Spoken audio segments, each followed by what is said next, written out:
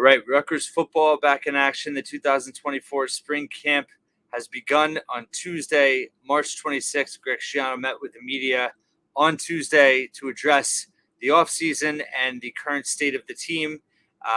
Back with us, David Anderson, to discuss what was some of the news that came out today about the team and just some thoughts that we have on this team heading now into a crucial spring camp in 2024. Some of the announcements that Greg Schiano made, 3 medical retirements.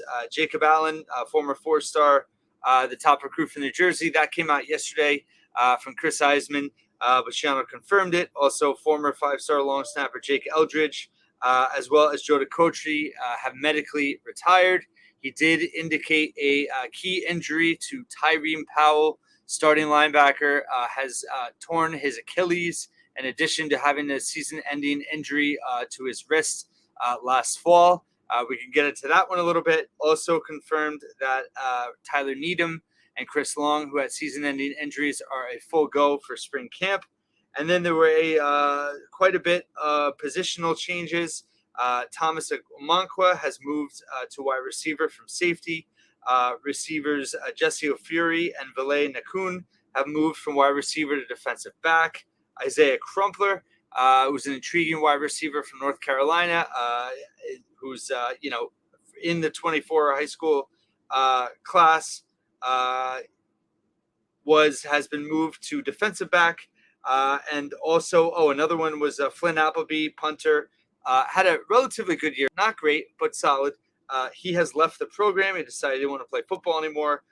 Michael Hartshorn is the lone punter at the moment. He's a walk-on. Schiano did say they're actively recruiting the position. I might have missed a few other things, but let's kick it off there. David, just any initial thoughts on some of the news that Schiano revealed on Tuesday? First of all, I'm shocked at how the program did not let this Tyreem Powell injury out sooner. I mean, that is like DEFCON 5 level secrecy for not only a guy who's a high-profile player who we thought might already have been better off going to the NFL, but he's just a big dude, like that nobody reported that this was happening. Just seeing him walking around, I would have thought. So I guess A+ for the program, just keeping things in-house. Clearly that means everyone's rowing in the same direction for news like that not to come out. Now, how does it actually impact them? I mean, there should be enough time for him to rehab himself and get back to close to full strength for training camp, maybe week 1, even if it drags out a few weeks after that. I mean, I guess I think he can still play linebacker at the Big Ten level, even if he's not quite as explosive. But that does mean that somebody's going to have to step up at linebacker. And all the talk we've had about how you want to use Mo Toure as something other than just your standard linebacker. Well, they've basically got a little bit more than 5 months to determine if someone else is ready to take that spot, or do you have to just play Toure at linebacker, which is not ideal. That gives you less options. But, I mean, definitely the Powell news is very surprising that something this serious is just coming up now. I mean, is that how you thought about it? It's also so interesting because, and if you listen or watch this podcast, you know that I think you are big fans of Kenny Fletcher, and he has remained at tight end after switching there before the bowl game. He is sticking to tight end, so that is interesting in the sense of he had potentially an opportunity to step up in Powell's absence. I think it's twofold. They think highly. They need help at tight end, and I think Fletcher is athletic, and they feel like he can help them there. But then, yes, to your greater point, I think there must be hope that they do have enough depth and enough potential there for someone to emerge. It's going to be really interesting to see what happens. I think you're right. In terms of Powell, it doesn't necessarily matter when he returns, as long as he is, fully healed to be able to go. Because I do think, although maybe the timeline is the same Schiano reference, it's the same recovery timeline that he was already dealing with the wrist, but obviously having that Achilles, is he going to have that same burst? How long is it potentially going to, be for him to kind of really shake off the rust it's a big question mark, I think, for a defense that we all hope takes the next step. He's obviously a crucial cog to it. So that was certainly, I think, Shiana, for obvious reasons, is being pretty general about it right now. But that's certainly a storyline that, we're going to pay a lot of attention to. Yeah, and I mean, now you have basically a month before they have to evaluate, do we need to bring another linebacker in via the transfer portal? And if the answer is yes, then likely you're going to be selling them on more snaps than they would have gotten otherwise, if you don't think Powell's going to be ready to go, or more so if you say, hey, Mo Toure is playing defensive end for us. I'm not saying that's what they would decide, but I'm saying hypothetically, if that's the route that they chose to go, that's the messaging to said player if they were to come in. I think the key thing that you mentioned, though, is really, I mean, we're saying we want the defense to take the next step, but really the bigger thing is we got to make sure that they don't regress at all. And losing Tyreem Powell, even if everybody else is back, I mean, that unless other people step up, there is a chance this defense could regress. Like, I think we're counting our chickens a lot because most of the personnel is back, but sometimes things happen, or you play different types of offenses and you're just not as good as you were the year before. So, hopefully Powell comes back. Hopefully this is an opportunity for other guys to kind of get more experience in spring practice, in summer training camp. Then at the end of the day, you end up even better than you were before with more guys with experience. That's the hope. Yeah, it's a really good point. I think obviously that'll just be something to watch during spring camp. Who steps up? Who gets the reps? Also, but yeah, it's not the end of the world. He probably wasn't. He wasn't going to be a full participant anyway because of his wrist. But I think for me, it's more of just how is he going to be able to recover. Not just meeting that timeline at the start of the season, but also how much can he fully get back to his old self. I think that's a key question. Other things we wanted to touch on, obviously a lot of positional switches. Wide receiver is one that had a lot of guys coming and going. What are your kind of initial thoughts in terms of that position group? So I think when we talk about wide receiver, when we look back at the last decade roughly of Rutgers football, I mean, wide receivers for a good portion of the time, we just needed them to be running basic routes correctly and catching the ball when thrown to them. That sounds like an extremely low bar, but there were plenty of times that we saw, especially, 2 years ago, especially in like the 2018, 2019 seasons, where that just wasn't happening. I think that at this point, Shiano sees that, okay, we've built the room to a point that we're getting credible play from enough guys that what are we trying to do? We're trying to add another element to that, another level of either playmaking or game-breaking ability, something else. You want to add on top of, like, we've reached the baseline of what's required, trying to do more. And when I look at Thomas Amankwa, he reminded me a lot of Chris Long, who also started on the defensive side at Rutgers, is now listed as a full participant. But 2 years ago, Long was one of those guys who could take a ball that wasn't perfectly thrown and not only catch it, but turn on some yards afterward. He had that huge play against Michigan that we talk about.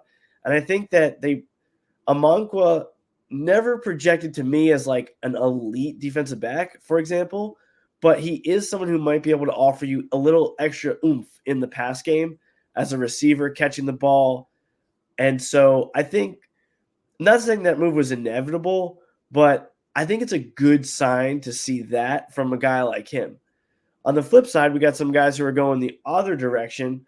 I mean, Jesse O'Fury surprised me a little bit, but the more I thought about that after we got that news, it's like you have Ian Strong, you have Fama Toure. So in terms of like bigger bodied receivers, you're pretty much saying, okay, which of these are our bigger body receivers are the guys we're going to go with? And if O'Fury's not if he's not ahead of them, then you say to yourself, okay, maybe this guy can come in and be like a big hitter as a safety or something like that. I mean, if the reverse was true and O'Fury was ahead of Ian Strong on the depth chart, then we'd probably see the same like with Strong playing safety or linebacker or whatever. So I think those moves, crossing the ball from offensive, especially receiver to DB, I think those are healthy moves for a program. And the thing to keep in mind, which is I think correct on behalf of Shiano as a philosophy going back many years, is the first year you're just trying to get acclimated to college football.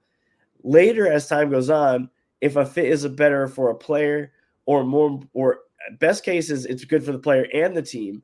But if it makes more sense for a particular player to switch sides of the ball later on, great. So, I mean, I think it's healthy when these changes are happening, especially when you're seeing it in a time where Rutgers has starters at safety. So you're not just hoping that like Jesse O'Fury is going to move and like be a starting safety immediately. Like this is we're not in a desperate situation like that.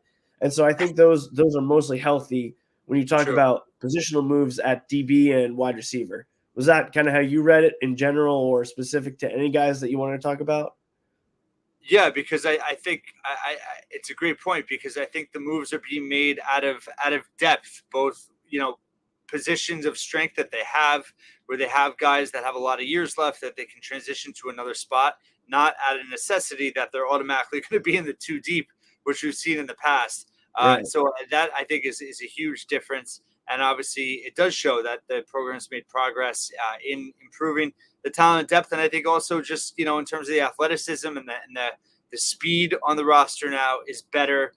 So making some of these moves actually does make sense in terms of what they have. I think Crumpler's an interesting one simply because of his family legacy at the position and a wide receiver, tight end, but also just being on campus. I guess a month and a half now, already changing positions. But it's great that obviously he's willing to do that. So it's it certainly makes kind of another added element to spring to watch for. Wanted to transition now to offensive line. We know that Tyler Needham is a full go.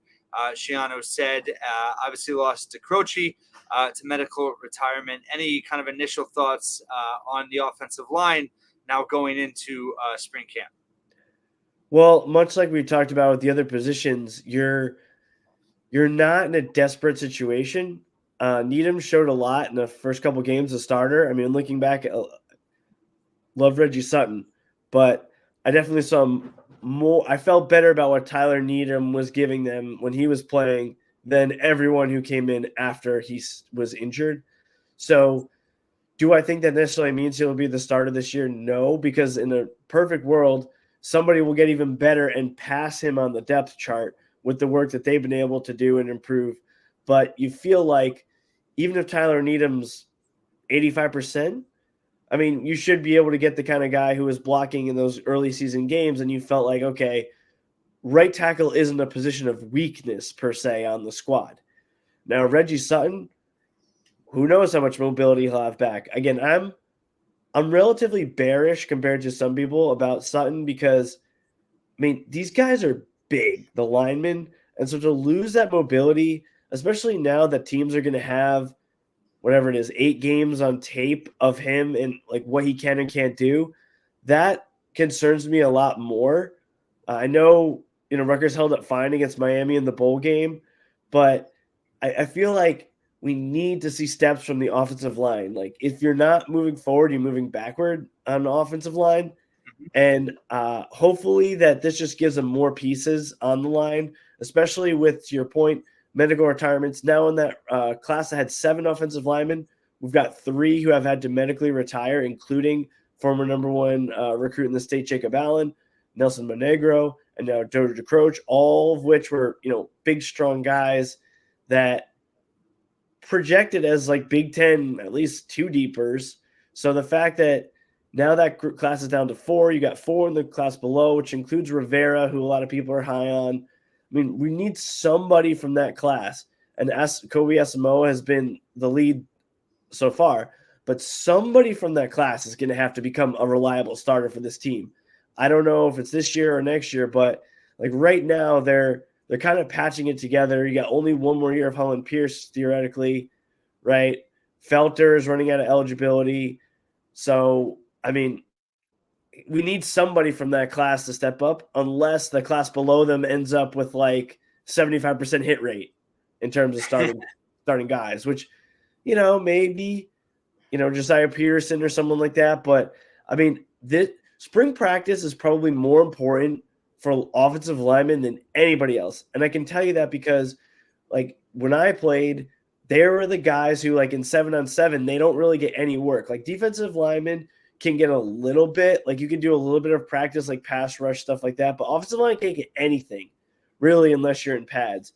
And you really have no idea what's going on, how ready they are to play, until you see them hitting people and working as a unit. So definitely going to be a huge camp for the offensive line, because if the offensive line does not improve, there's only on the margins that the quarterback and receiver play is going to make this group better. And as we've talked about before, unless they improve, it's entirely possible Rutgers doesn't win 6 games and go to a bowl again. Even if the rest of the team is roughly the same, bad luck, injuries, things like that, we really need the offensive line to take a step forward, and this is their time to do so. Yeah, it's great points. I think, that is also, aside from just this coming season, that's a big challenge, right? Not just with the offensive line, but I think the defense as a whole, where you have so many kind of penciled in starters. And then the next year, you're going to have a lot of guys that are gone. So how do you develop, the younger players behind them, getting them any level of experience while also having so many guys, just entrenched in certain roles.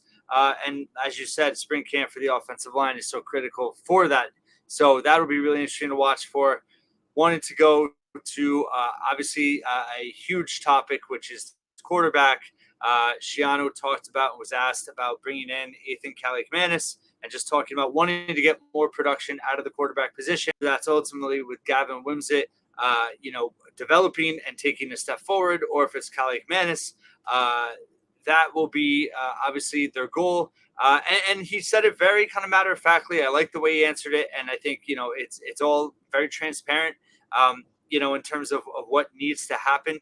I guess, what are your initial thoughts? I mean, reports are, Kaliakmanis was first in drills, although Shiano did talk about how they do the same drill twice with all 4 quarterbacks. He did touch on AJ Cerise, Johnny Shepard as well, with Wimsatt and Kaliakmanis, so that all are kind of going to be doing the same drills, same reps initially, and get a lot of reps. But we talked about it in our last episode when you were here about, kind of unprecedented depth at quarterback for Rutgers, or at least in a long time. Any thoughts in terms of how to look at this in spring camp? I mean, first of all, if you're just being honest with yourself, it's makes sense to try to give Ethan Kaliakmanis some throws to those number 1 receivers to see how he can do, for 2 reasons. One, you had a year of Gavin throwing to Christian Dremel and Ian Strong when he was getting starter reps, for example. So it would be good to see, like, well, what does it look like if Ethan's getting a couple more of those reps? Number 1. Number 2 is that Gavin Wimsatt has enough arm strength that it doesn't necessarily matter as much how much separation his receivers are getting. So I'm not sure if it makes that much. I don't know if he's going to look that much better throwing to the number 1 receivers versus the number 2 receivers, if that's what's happening.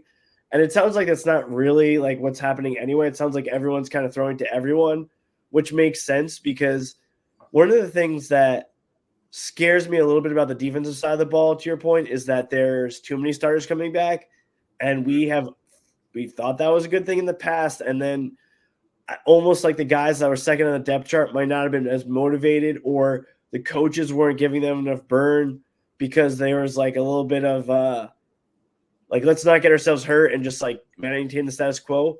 So on the offensive side, to kind of just throw as many curveballs as they can to see who steps up, I really like that. I mean, I think you got to get these quarterbacks as many throws as you can. Not like Junction Boys level, like for any of our viewers who are old enough to remember the actual Junction Boys, or at least the series about it. But I mean, I want to see these guys throw it as much as possible, which leads me to the other point we were talking about offline, was like, Rutgers in theory should be able to run the ball some. do you really open it up in spring practice and have them chuck it around in some of these scrimmages just to see what they can do and then dial it back later on? Or is there a steady build like we've seen in the past where we're going to keep doing what we do and just layer on a little more, a little more, a little more? I'm not sure, and it'll be interesting to see how they do it. I mean, these coaches, this is the type of thing we can speculate all we want as fans, but this is what separates some of the really good coaches from kind of your average coach and how they manage these type of situations. But Ethan getting some extra throws in, right off the bat, I also think is good because it probably gives a little more pressure on him and a little more pressure on Gavin. Because if Gavin just came in as your presumptive starter and Ethan's coming in almost with, hey, I'm the number 2, whatever, I'm just trying to, be the nice guy. Like, I don't know. I think it's better to kind of like push everybody's buttons, almost like Bill Parcells would do, just to see what happens. So I'm really curious to see what happens with the quarterback play. Again, I would put that as a number 2 storyline behind the offensive line play, but as how important it is. But it's definitely, obviously, the big storyline.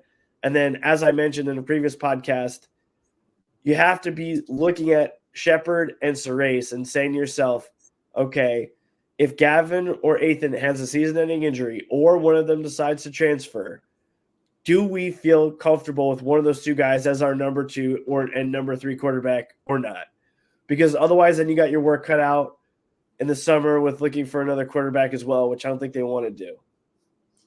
Yeah, and someone actually asked a question about that from our last podcast, and I realized that maybe I should have gone into it a little bit more when we were talking. But I actually don't think, like, I even if it's obvious, I feel like they're not going to name a starter after the spring to avoid, anyone transferring out. It's also when spring camp ends, it's like right before the transfer portal deadline to enter. So I think I actually even wonder if like starting spring camp at this time is, that's a little strategic in that regard too. Not even just for quarterback, but for overall. But yeah, I think the whole goal is to get everyone competing going into August into training camp. But I agree with what you were saying about letting it open up a little bit. But I do think that it's going to be much more about getting the system, really implemented well, getting all the quarterbacks. So you essentially have, you have 2 new quarterbacks. You have a guy coming back for his second year who played limited action, and then a guy that, has been in the system now for a full year, but needs to take a real step forward. So I think they're really going to hone in on the basics is probably the wrong, but the core part Principles of the offense. their core competencies of what they need to do. Yeah. Right. So, because I think ultimately they, in recruiting these guys and having some of these guys under, their umbrella already, they have an idea of kind of their, skill sets or, potential in certain things. But I think it's ultimately going to come down to how proficient are they in those core competencies within the system, and that's probably going to be the differentiator. Because I think no matter what, like we know Gavin probably has the higher ceiling just in terms of a pure arm standpoint, his ability to run. But does that necessarily matter if they determine that Cali Commandus can just run the system better? He's more efficient. He's more accurate. Like that to me seems like how they're, where they're going to lean if that is actually the case. Yeah, I think we talked about this before as well, which is you really need to do. We talked about this in every podcast in some way, which is like self-scouting. And how do you do that? You got to put them in situations and see what happens, because ultimately you could come out in the first game and your opponent is going all dime in terms of their defensive strategy. And you have to say to yourself, all right, do we just have our quarterback start putting his head down and plowing, vice versa? Now, 3 weeks later, a team could come out and say, all right, we are playing a 44, like old school, like 8 men in the box, maybe 5 down linemen, maybe a 53 front, something like that. We dare you to throw it downfield. And so you've got to know who you trust in those situations, as well as, okay, what of our core concepts will we run in that situation? Like, is there a seam route that is fundamental to what they do? Like we talk about in the air raid, you have to be able to throw a shallow cross. If you can't throw a shallow cross accurately, you can't play in an air raid system, period. Because if you can't do that, nothing else is going to – everything is built on top of the being able to do that. So, like, where are those concepts for Kirk Ciarrocca in the 2024 playbook? Who can do it? Who can execute it? And then if depending on how a defense comes out at you, what do you do? I don't like a 2-quarterback system, but they've talked about Ciarrocca and Schiano have said we have to be able to beat teams with the run or the pass. And so who gives you the best opportunity to do that? Now, I don't think you have to decide that, like you said, at the end of spring camp, but it's important to have a good idea as a coaching staff of what you think the answers to some of those questions are. And, we talk like when we say core concepts, like we say basics kind of makes it sound negative, but it's like if the 6-yard hitch route to a tight end is an integral part of your offense, that is like a hot route against the blitz a lot of the time, like that's what we're talking about. It's not necessarily like, who can tie their shoes. This is literally like, what are the throws that are most important that our offense is built around? And so that's really where you want to see that. But then the coaches are also going to have to throw some wrinkles in at these guys and see how they handle it. But I do think, to your point, there's a lot of ways that this could go. There's a lot of ways the starting battle could go. Probably only 2 guys really looking for that. But after that, it's like, who's your number 2 quarterback? There's a good chance any of the 4 could be your number 2 quarterback, for sure. I think there's probably only 2 guys battling for the starting job right now, but I mean, I'm really interested to see how this breaks out. And for everyone that, speculates, it's like the coaches need to win. I mean, this is college. You don't get a better draft pick for losing. Like, they need to they will put the best guy out there because they need to win. And, again, I think the team's going to be better than they were last year, but that doesn't necessarily mean they're going to win more games. Yeah, I agree with you on that. And going back to the core, it's what plays do they need to execute during the season to be able to be successful and to win. And I think that's really where they're going to be looking at in the spring camp, and I think in the scrimmage situations, putting the quarterbacks in different spots, different situations to see how they handle it, and obviously just how other guys around them develop. I mean, there's still a ton of questions on offense. Obviously, you have Monungai back at running back, which is a blessing for many reasons. But wanted to wrap it up in terms of any final thoughts you have either on what came out today or just moving forward, what people should listen for or look for as we, go through these 15 practices spread over 5 weeks, culminating in the Scarlet White game on Saturday, April 27th. I guess the main thing from having had to take a best guess as to what the coaches were alluding to in so many of these press conferences. Obviously, try not to read too much into it, but that doesn't mean we shouldn't look, right? If when you hear certain things, I mean, I don't expect them to say, "Hey, we're going to run a 34 front on the defense," but if you start hearing about maybe an extra defensive lineman getting extra reps who you would have thought might be in the interior, like maybe we need to keep our ears open, and those type of tidbits are quite interesting. At the flip side, I think even if you might see the same tinkering on defense as they're doing on offense, but it's more just to keep everybody interested and motivated. Like that's really an important thing, in terms of like the Kenny Fletcher. Like, if a guy's not making an impact as like a huge defensive end, like really wreaking havoc, after a certain point, it does make sense to try him at tight end. Like, he's big, see what he can do. The Crumpler thing, also you mentioned, that's good news for me because I was concerned he might not be fast enough to play receiver. But if they're moving him to corner or safety, then clearly he's fast enough to do that, right? If you're not fast enough to play receiver, you're not fast enough to play corner. That's just not how it works. So that's encouraging news as well. I guess the main thing is just for football, less is more at this time of year, even as we start spring practice. Like, you don't want to be team turmoil. Now's the time to be team like steady and consistency. And so, I'm looking forward to that. I'm also looking forward to Thursday's pro day just to see what kind of numbers come out of that. Sometimes it's interesting to see, was a guy faster than we thought, or was a guy bigger than we thought and maybe underutilized or maybe injured. Sometimes you get the Tim Wright situation where you're like, I can't believe he's that big and that fast. And then he does well in the NFL and you're like, oh, well, that makes sense. Or, sometimes it's really interesting to see those type of things. I hope Jaquay Jackson is a full participant because I really think that he was underutilized. And if true, then, that's not a blemish on the staff per se from last year, because I think they used them like they could, but that's an area where maybe a changing quarterback play or improved quarterback play can get more out of the receivers. And then, that's a positive. So again, sometimes pro day is kind of good news. It's usually a good news, bad news situation, because if anyone's that good, they wouldn't even be participating and they'd be a surefire first round draft pick. Yeah, well, and with Jackson too, he was banged up last year, so I think that was part of it also. But yeah, pro day is always fun to track and see how guys are doing and perform and set themselves up for the draft in April. I think the last thing I want to end on is in terms of I think you said team turmoil.